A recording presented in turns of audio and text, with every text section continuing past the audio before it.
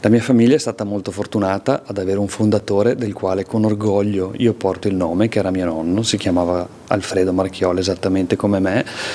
È stato, diciamo, un visionario nel settore, non è stato l'unico, perché siamo comunque in buona compagnia nel Triveneto di concorrenti molto strutturati. Comunque ha avviato molto bene l'impresa, si è scelto probabilmente molto bene i clienti con cui lavorare, poi è stato affiancato da mio padre, che è stato in grado di fare il grande sviluppo dell'azienda, cominciando ad aprire sedi secondarie e facendo qualche acquisizione, e poi insomma dal 2005 con orgoglio io con i miei fratelli stiamo portando avanti il lavoro che abbiamo ereditato.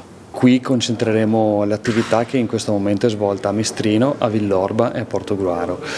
Per noi è un passo molto importante, l'abbiamo pianificato già da diversi anni e qui concentreremo tutte le attività logistiche, quindi verranno trasferiti tutti quanti i materiali dei magazzini qui all'interno a Roncade, e anche tutte quelle attività che possiamo chiamare corporate, che riguardano la palazzina uffici dalla quale insomma ci stiamo chiacchierando oggi, che ingloberanno tutti gli uffici che abbiamo dislocati in alcuni punti nella provincia di Treviso.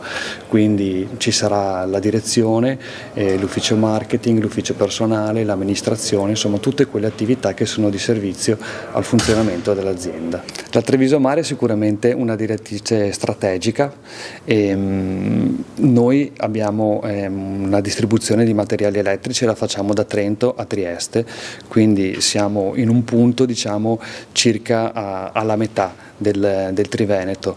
Abbiamo dei caselli che sono molto comodi, con l'apertura del casello di Roncade abbiamo anche una viabilità facilitata per il Friuli, e oggi con l'autostrada pedemontana veneta siamo anche facilitati nel trasportare le merci nelle zone di Trento e Bolzano.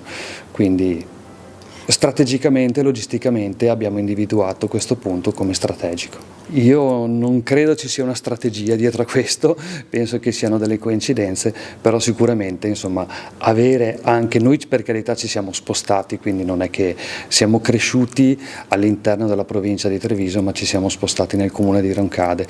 Amazon credo che facciano questo polo logistico nel comune di Roncade, sarebbe sicuramente un bellissimo investimento anche per quanto riguarda un incremento dell'occupazione. Veniamo innanzitutto, devo dire, da 2 anni fortunati. Io dico lo dico molto spesso ai miei collaboratori, che noi siamo stati fortunati perché abbiamo beneficiato comunque di alcune politiche che hanno riguardato le energie rinnovabili e l'efficientamento delle costruzioni. Siamo stati comunque bravi a cavalcare questa onda, e ci sono comunque alcuni settori che non vedono ancora i numeri del 2019, noi essendo in un circuito, in un mercato insomma più virtuoso, siamo comunque riusciti a cavalcare, come dicevo prima, questa onda fortunata. Sicuramente ci sono dei rallentamenti, soprattutto legati alle energie rinnovabili, lo vediamo già nel corso di questo primo semestre. C'è qualche preoccupazione così all'orizzonte, ma io credo che anche per quest'anno comunque dovremo chiudere con dei numeri interessanti.